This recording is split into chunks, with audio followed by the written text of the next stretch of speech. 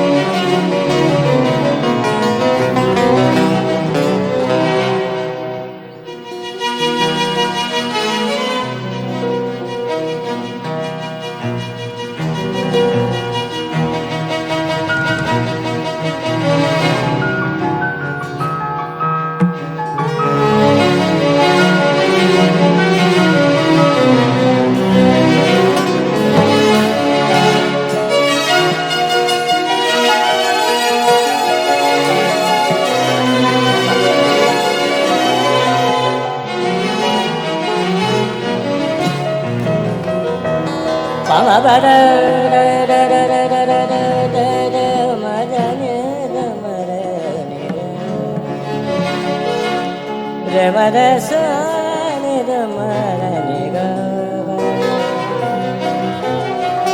ग ध स ग नि ध म ध नि ध नि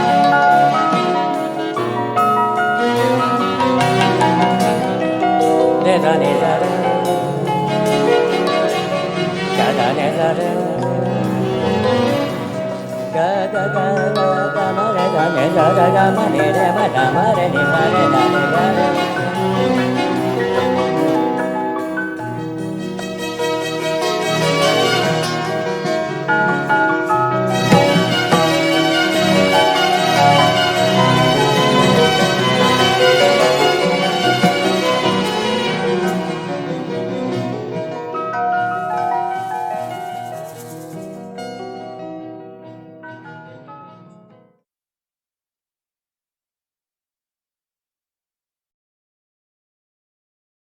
अपने समाज का नक्शा जो अपने दिल में बनाया है वो है समाजवाद का, जिसके माने मोटी तौर से ये हैं कि हम सब लोग देश में खुशहाल हो जाएं और ऊंच नीच कम हो। कुछ न कुछ रहेगी तो रहे, क्योंकि लोगों में फ़र्क होता है, लेकिन हर एक को मौका मिले तरक्की का। और ये जो आजकल की गरीबी है वो निकल जाए और आजकल की मुसीबतें हैं वो चली जाएं। ये तो हमारी पुरानी लड़ाई है और इसका हम सामना अरसे से कर रहे हैं। तरक्की भी कुछ हुई है और यकीनन होएगी, लेकिन उसकी तरक्की पर भी तभी हो सकती है जब हम उसको मिलकर जोरों से मुकाबला करें और छोटे छोटे झगड़ों में न पड़ जाएं।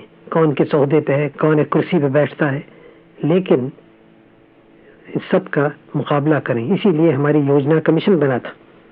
योजना कमीशन ने बहुत काम किए हैं और करेगा, लेकिन इन सब बातों के पीछे लोगों के काम है, लोगों की मेहनत है, परिश्रम है और लोगों के दिल की बहादुरी है। जो चीज़ें हमारे देश को कमज़ोर करती हैं, एकता को कम करती हैं, वो चीज़ें ख़तरनाक हैं, गलत हैं। उनको हमें उनका मुकाबला करना चाहिए। तो आज के दिन या कल के दिन आप प्रतिज्ञा लेंगे जनता की एकता के, राष्ट्रीय एकता की, और कहेंगे कि मैं अपनी मातृभूमि की स्वतंत्रता और अखंडता की रक्षा करने के लिए भारतीय जनता के पुनीत संकल्प को दोहराता हूँ, चाहे इसके लिए कितना ही लंबा तथा कठिन संघर्ष क्यों न करना पड़े और चाहे बड़ी से बड़ी कुर्बानी क्यों न देनी पड़े। मैं राष्ट्र की एकता और शक्ति को बढ़ाने के लिए दृढ़ता से काम करने का संकल्प करता हूँ। ये प्रतिज्ञा तो आप लेंगे, मैं लूँगा, हम सब लेंगे, लेकिन इस प्रतिज्ञा के माने समझ लीजिए। बाज़ लोग बड़ी हिम्मत दिखा देते हैं जब वो सोचते हैं कोई लड़ाई के मैदान में जाके क्या क्या करेंगे, लेकिन असल हिम्मत होती है, असल वीरता होती है रोज़मर्रा के काम में। आप अपने रोज़ के काम में ये राष्ट्र को मजबूत कर रहे हैं, राष्ट्र की एकता बढ़ा रहे हैं या कमज़ोर कर रहे हैं। हमारे राष्ट्र में हर तरह के लोग रहते हैं, बहुत धर्म है, सब धर्म हमारे देश के धर्म हैं। अपने धर्म पे हम रहें, यह हमें अधिकार है, उसकी सेवा करें, लेकिन दूसरे धर्म का भी आदर करें और याद रखें कि दूसरे धर्म वाले भी हमारे देश के हैं और उनका भी साथ देना, उनकी रक्षा करना और उनसे सहयोग करना हमारा कर्तव्य है। बहुत दिन हुए, 2000 बरस से ऊपर सम्राट अशोक ने कहा था कि हम अपने धर्म की सेवा करें और दूसरे के धर्म की भी सेवा करें, आदर करें उसको, तब हमारे धर्म की दूसरे भी सेवा करेंगे। ये पुराना भारत की संस्कृति रही है और इसी ने भारत का नाम बढ़ाया और इस समय तो किसी कदर दुनिया की हो गई है ये, तो और भी ज़रूरी है कि हम अपने सामने पुराना आदर्श रखें। चाहे धर्म हो, चाहे भाषा हो, चाहे अलग अलग भारत के भाग में, प्रदेशों में हम रहते हों, हमें याद रखना है कि भारत एक है। गांव में पंचायत और एक ब्लॉक में जितनी पंचायतें हैं, वहाँ एक बड़ी पंचायत, सब मिलकर पंचायत समिति, उसको बड़े अधिकार, और फिर जिला परिषद। तो आप देखें कि ये बात एक बड़े क्रांतिकारी है और इसके पीछे यही है कि लोग खुद अपना काम करें, भरोसा हो अपने ऊपर और ये अफसरी दुनिया बदल जाए। अंग्रेजी ज़माने में तो बड़ी ज़बरदस्त अफसरी दुनिया थी, अब भी है, हालांकि उसका कुछ रंग बदल गया, लेकिन फिर भी बहुत है और बहुत होने ही है काम ऐसे करने। तो हम इसको बदला चाहते हैं, विशेषकर इन सब ग्रामों में, देहातों में। अफसर तो रहेंगे वहाँ, लेकिन उनका ढंग बदल जाए, वो सलाह दें, हर तरह की सलाह दें, सहायता दें, लेकिन काम का निश्चय करने का बोझा वहाँ के पंचों पर, पंचायत समितियों पर। ये बात जहाँ जहाँ हुई है, आंध्र में और राजस्थान में, और भी हो रही है, उस 6-7-8 महीने से है। अच्छा इसका चित्र निकल रहा है, काफ़ी अच्छा निकल रहा है, एक रंग बदल रहा है। लोग ज़रा अपने ऊपर भरोसा करके आगे बढ़ते हैं, वो दौड़ते नहीं अब मंत्रीगण के पास, कराए दो न कराओ, उनसे गलती होती है, आप उसमें लड़ते झगड़ते हैं, ये सब बातें होती हैं, लेकिन फिर भी एक नया वायुमंडल, नई हवा आ गई वहाँ। और मुझे कोई संदेह नहीं है कि इसको सारे भारत में फैलना है, आपके सौराष्ट्र में भी इसको आना है, और जिम्मेदारी से आपके ग्राम के पंचों को हल्के हल्के सारे विकास का, सारे डेवलपमेंट का काम अपने हाथ में लेना है। हाँ, बहुत बड़ा कोई बड़ी योजना हो तो और बात है, उसके लिए तो प्रदेश करेगा या दिल्ली वाले करें, लेकिन मामूली योजनाएं सब ग्राम के पंच करें। और जब ये पूरी तौर से होने लगे, एक बड़ी क्रांति हमारे देश में होगी, और उस समय हम कह सकेंगे कि हमने अपने ग्रामीण जनता को, जो कि 30 करोड़ है इस देश में, इसको हमने जिस गड्ढे में पड़ गई थी उससे निकाल आई, उसके हाथ पैर चलने लगे, अपने ऊपर भरोसा हुआ। कितनी जल्दी देश की हालत अच्छी हो, देश आगे बढ़े, जनता की कठिनाइयाँ दूर हों, तो कैसे हो सकता था? एक ही तरह से कि देश में धन अधिक पैदा हो। और धन क्या? धन रुपया, पैसा, सोना चांदी धन नहीं है, वो तो व्यापार की चीज़ें हैं। धन तो है जो आप खेती में पैदा करते हैं, जो आप कारखाने में पैदा करें, जो आप कारीगरी में पैदा करें, जो चीज़ काम में आए, वो धन है। रुपया पैसा तो व्यापार के काम आता है। जितना अधिक हम पैदा करें अपने खेती से, उतना ही देश का धन बढ़ जाता है सब लोगों का। और फिर इसका प्रबंध करें, जो देश का धन अधिक बढ़ा वो जनता को पहुँचे, ये नहीं कि थोड़े से जेबों में रह जाए, वो बड़े अमीर हो जाएं और बाकी लोग गरीब हों। तो ये बड़ा प्रश्न हमारे सामने था स्वराज आने पर। तो हमने इसका फिर सोचना शुरू किया, क्या करें जिससे धन अधिक पैदा हो। धन पैदा होगा विशेषकर भूमि से, ज़मीन से, खेती से और दूसरे कारखानों से। तो इसके पैदा करने में 2 चीज़ें आवश्यक थीं। एक तो भूमि से पैदा करने में पानी आए, नहर का पानी, बड़े बड़े नदियों से लेके नहर का पानी पहुंचाएं, जिससे हम लोग इस बात मोहताज न हो जो वर्षा हो न हो, हम पानी ला सकें। एक तो ये, और दूसरे हम बिजली पैदा करें जिससे बड़े बड़े कारखाने बने, बड़े छोटे, और खेती में भी बिजली का काम आए। इस तरह से देश भर में काम बहुत बढ़ जाए और अधिक धन पैदा हो। इसीलिए हमने पंचवर्षीय योजना की, एक पहली, दूसरी, अब तीसरी पंचवर्षीय योजना है। तो उसमें तो बहुत सारी बातें हमें करनी है पंचवर्षीय योजना में, लेकिन सब में पहले खेती का काम करना है। और खेती के लिए हमें प्रबंध करना है नहरें बनाने का, पानी लाने का, और दूसरे बिजली की शक्ति पैदा करनी है नदियों के प्रभाव से। ये 2 बड़ा काम हमने उठाया था, और जितना देश में हुआ है ये जहाँ जहाँ, वहाँ उससे बहुत लाभ हुआ है।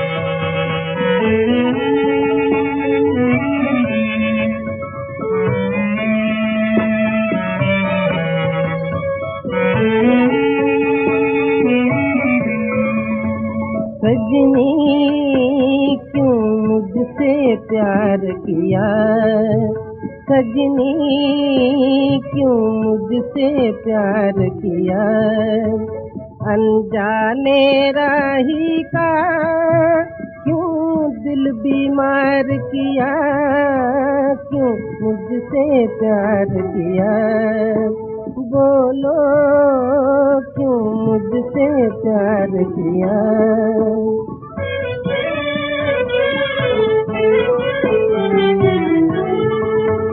आशा के फूल खिलाए क्यों सपने मेरे जगाए, आशा के फूल खिलाए क्यों सपने मेरे जगाए, जब मिलके बिछड़ना था, जब मिलके बिछड़ना था, फिर क्यों इकरार किया, क्यों मुझसे प्यार किया, बोलो क्यों मुझसे प्यार किया।